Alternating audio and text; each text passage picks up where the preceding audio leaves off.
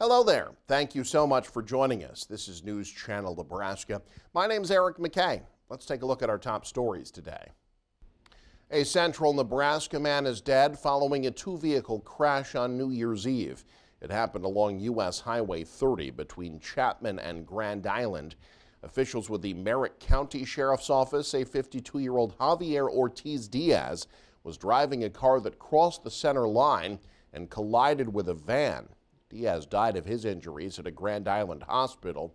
The driver of the van hospitalized as well with what were called serious injuries. Sheriff's officials say alcohol was likely a factor in the crash.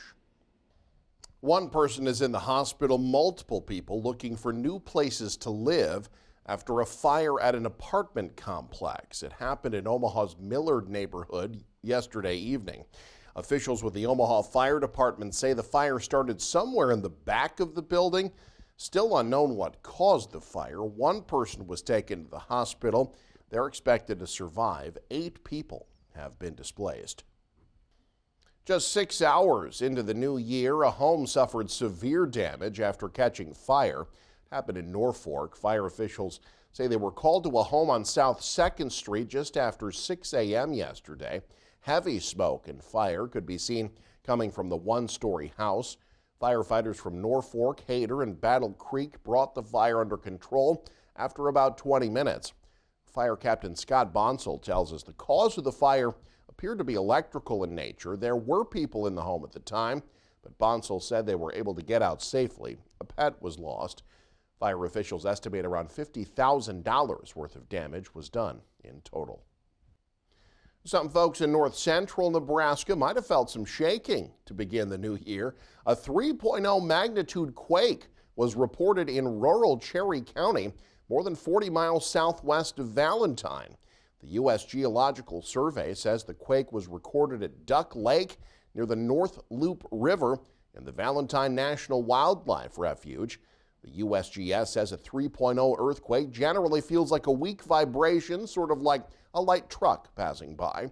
This was the 7th earthquake recorded in Nebraska in the last 365 days, and the strongest since a 4.3 magnitude quake was felt near the town of Nelson back in December of 2023. An attorney with more than a decade of experience is now in charge of the Department of Labor. Nebraska Governor Jim Pillen announced he's appointed Katie Thurber as interim commissioner for the Labor Department. She steps into the top labor spot John Albin left when he retired December 20th. The Nebraska Examiner says that Thurber joined the Labor Department back in 2012. She's been general counsel there since 2017 and in 2023 became deputy commissioner of operations. Prior to the Labor Department, Thurber was an attorney in Scotts Bluff. The new year also means a new legislative session for state senators. Nebraska lawmakers will meet for the first time at the state capitol next Tuesday, a legislature that will feature more than a dozen new senators taking their oaths and replacing departed unicameral members. Ryan Valenta caught up with one of those new senators who comes from District 33 in central Nebraska. A new wave of state senators are ready and eager to take over their new roles in Lincoln beginning next week. 17 of them to be exact. Last year and even the past 2 years, the Nebraska legislature has seen some of the most high energy and controversial bills it's seen in a long time, and it's expected to keep pace this year. In central Nebraska, Dan Lanuski is the new District 33 senator, replacing 8-year veteran Steve Halloran, containing Kearney, Adams, and Phelps counties, containing just over 40,000 constituents. We catch up with new Senator Lanuski on what he feels are the issues most affecting central Nebraskans right now.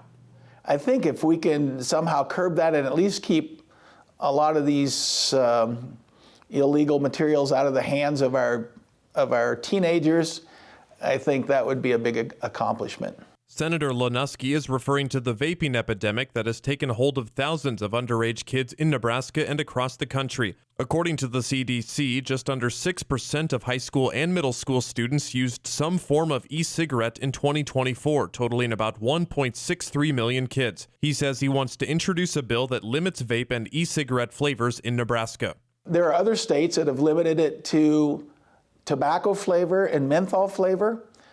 And I thought if we can steal their their terminology and try to figure out how they went about getting that into effect, I think it will help curb the appetite of a lot of young kids, a lot of our younger adults that seem to have taken to vaping. One of the aforementioned high-energy bills last session was Senator Kathleen Kauth's Sports and Spaces bill, which couldn't overcome a filibuster late in the session and ultimately died. That bill will be reintroduced this year, which Lewandowski says that's the main bill he plans to back. It kind of protects the locker room spaces, and she will present her bill on January 10th, and I believe that will be maybe one of the larger, more contentious bills, if you will, that come across the legislature this year. And I certainly support her as a high school teacher and coach. While Dan Lewandowski is a so-called rookie in the first session of the 109th legislature, he's looking to hit the ground running by also being part of the legislature's Education Committee plus the Government and Military Affairs Committee, which will be decided on next week. Nebraska Game and Parks did their part to help Nebraskans live up to their New Year's resolutions to be more active. Game and Parks hosted a first-day hike at Lake Ogallala State Recreation Area on New Year's Day. Participants took part in a 3.5-mile hike, which included a stop at the eagle viewing area to observe bald eagles in their natural habitat. Organizers said the event provides an opportunity for people to connect with nature while starting the new year with an outdoor activity. The investigation into a deadly truck attack in New Orleans continues. At least 15 are dead, more than 30 hurt on Bourbon Street after a man intentionally drove through crowds of New Year's Eve revelers. Lee Waldman has the latest.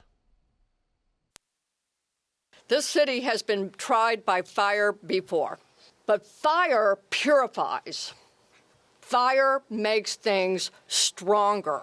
Investigators say Samsudin Jabbar drove a rented pickup truck through a crowd of New Year's Eve revelers, leaving a trail of dead and injured in his wake on Bourbon Street. Real life horror movie, everything the car is hitting, it's getting thrown. It's getting thrown up into the air.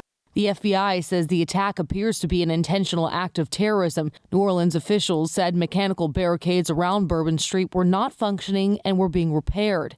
They said other barriers were in place, but Jabbar drove onto the sidewalk to avoid them. So we did indeed have a plan, but the terrorist defeated it. Among those killed in the attack, Reggie Hunter of Baton Rouge, a loving father of two, known for his sense of humor, according to a family member. And Tiger Besh, a former Princeton football player who was working as a junior trader in New York City. President Joe Biden addressed the nation Wednesday, offering prayers to the families of victims. This as witnesses to the gruesome attack grapple with what they saw just hours into the new year. There were just bodies and the screams. I mean, you can't think about, unhear that. In New Orleans, I'm Lee Waldman reporting. With the new year come some big changes. Amy Kiley reports on some of the new state and federal laws that have now taken effect. It's a new year with new laws on the books. Dozens of federal and state statutes and directives take effect today, impacting millions of people. One allows some seniors to pay less for medication. Medicare out-of-pocket prescription costs are now capped at $2,000 a year. That's due to a provision of the 2022 Inflation Reduction Act, a law that took several steps to lower costs for Medicare recipients. We've never had Medicare negotiating drug prices despite decades of actually trying to fight for that. The minimum wage is higher in more than 20 states today and is rising to $17.75 an hour for federal contractors. Experts say a higher minimum wage helps female, Black, and Latino workers in particular. There is that gap, narrowing of that gap because of minimum wage increases. Louisiana is extending its medical marijuana program into 2030. Kentucky is legalizing cannabis for people with certain health conditions for the first time. I'm happy to hear that Kentucky has moved in this direction, and we're happy to be a part of it. A hemp testing facility called KCA Labs is Kentucky's first recipient of a medical cannabis license. If the capacity is as big as I anticipate it could be, then we're going to be hiring additional people. I'm Amy Kiley reporting. It's January 2nd, which means the nation's debt ceiling has been reinstated. The cap was suspended in June of 2023 as part of the Bipartisan Fiscal Responsibility Act. The debt ceiling currently stands at about $36.1 trillion, but in a letter sent to congressional leaders last week, Treasury Secretary Janet Yellen says the debt level will actually decrease by $54 billion today. As a result, Yellen says the country's not expected to hit debt limit until sometime between January 14th and the 23rd. Once that happens, the Treasury Department will have to start taking so-called extraordinary measures to prevent default. Well, after a relatively slow start to respiratory virus season, the U.S. kicking off the new year with a surge in several illnesses. Mandy Gaither looks at the latest data and has more on how you can help prevent getting sick. It's a new year, but we're starting 2025 with the same old viruses, several now surging across the U.S. You put together a holiday party that's crowded and people talking loudly at one another with not much ventilation, and that's the ideal setting for spreading the respiratory viruses. Right now, nationally, CDC surveillance of wastewater shows COVID-19 levels are high. Influenza A and RSV levels are both moderate, and the agency says cases of norovirus, sometimes called the stomach flu or stomach bug, are also surging. Between August 1st and December 11th, there were 36% more norovirus outbreaks reported by states who share data on this virus than in the same period last seasonal year. Norovirus is the most common cause of gastrointestinal symptoms, nausea, vomiting, diarrhea. It's really kind of a miserable illness. Dr. Paul Sachs with Brigham and Women's Hospital says norovirus is spread through direct contact with contaminated surfaces and other people's hands. Cleaning things like countertops and washing hands can help stop the spread. That can also help keep respiratory viruses from passing between people. And Sachs says if you're sick, stay home. Sharing is not always caring, at least when it comes to these viral infections. For Health Minute, I'm Mandy Gaither. Well, if 2025 is your year to buy a home, now's the time to start preparing your finances so you can make a competitive offer immediately. Jen Sullivan explains what buyers need to know. Many first-time homebuyers were shut out of the housing market in 2024 because of soaring sticker prices, few choices, and high interest rates. But this year is looking better for buyers. More choices, more inventory, that will lead to boosts in home sales roughly by 10% in 2025. Lawrence Yoon with the National Association of Realtors says now is the time to start getting your finances in order so you're ready to make a competitive offer when you do find the right home. First, make sure your credit is in good standing. Second, figure out how much you can afford.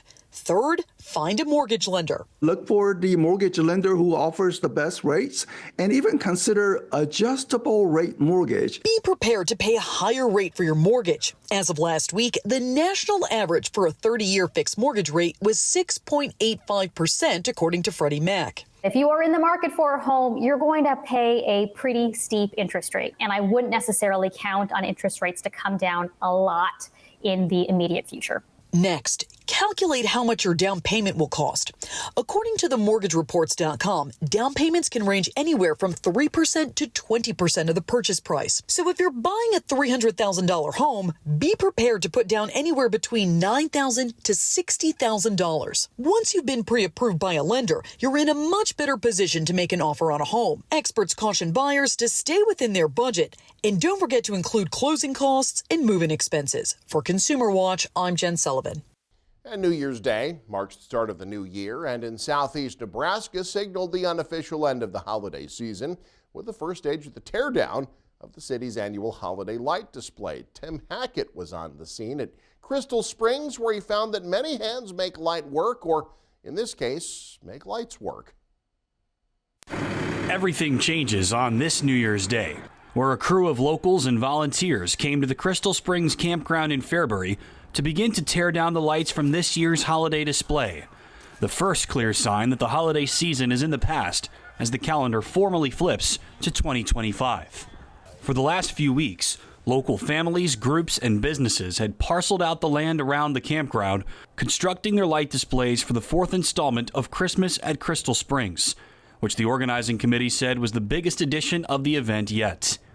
And now that they've got this event up and running, their goal is to continue to make it bigger and better every year going forward.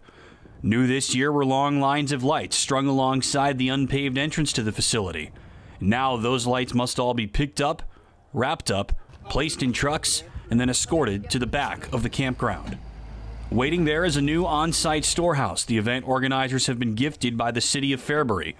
It used to be the campground bathhouse, but those facilities were relocated to a different building a couple of years ago. And this year, an obsolete generator was removed from the old building, giving the Crystal Springs crew even more space for all of the lights, except for the corpses of the light displays that won't survive to be part of next year's display less than 11 months from now. Once all this year's lights and displays are taken down and put away, the Crystal Springs Committee will get a little bit of time off before beginning the planning process for the 2025 edition of the event. Because even though this year's Christmas is officially in the past, next year's holiday season will be here in no time at all. In Fairbury, Tim Hackett, News Channel, Nebraska. And you can stay up to date with the very latest by following us online. Head to newschannelnebraska.com and click on the News tab there. You can also follow us on X, like us on Facebook and Instagram as well. Thanks for joining us. This is News Channel Nebraska.